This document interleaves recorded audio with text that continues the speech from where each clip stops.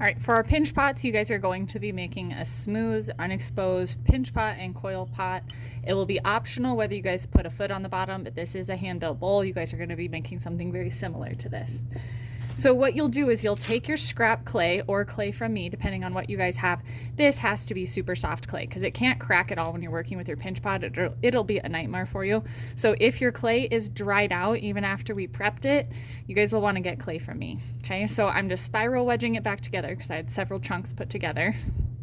Okay, and then I'm gonna take the palm of my hand and I'm just going to press this. So I'm not hitting it with my fingers. That doesn't do anything. I'm just pressing it into a sphere. I'm not rolling it on the table because it'll dry out the exterior, create a shell, and then cause problems for you guys. Okay, if you have really big dents, smooth them out and then continue until you have a semi-perfect sphere.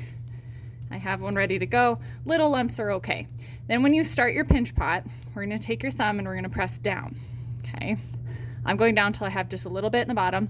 And then I use what I call duck fingers and I'm turning it and I'm pinching. I'm not pinching all the way through. My walls are still kind of thick, but I don't like to use claws because you end up pushing really thin areas in your pinch pot and they're very difficult to fix. So I think about it as this area here, this area here. So I'm just going to pinch open the bottom a little bit. I try to reach down to the bottom as much as possible. Then I'm going to move my hand upward. And it is a slow process. You're not going to create the pinch pot from just one singular revolution. So I'm going to continue and to thin out my walls. So what it looks like on the inside is if you guys have a really thin area right here and I'm pinching with my fingers and I'm thinning out my walls, if I can't reach down here, I can always put my palm here and kind of press with my thumb, okay, on the inside.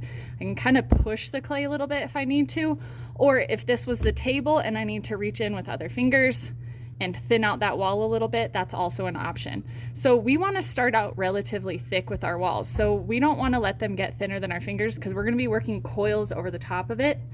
And if we let it get too thin, you won't be able to add your coils. So you're going to continue this process, making sure you don't have this thick chunk of clay down at the bottom. And you're just going to continue opening it up, using those duck fingers, evening out your walls as much as possible. Okay, and continue until you have a larger pinch pot, okay? Now, this pinch pot was a little bit too vertical, a little bit too straight up and down. I wanted to open it up a little bit. So what I do is I start angling my hands outward more when I'm pinching it.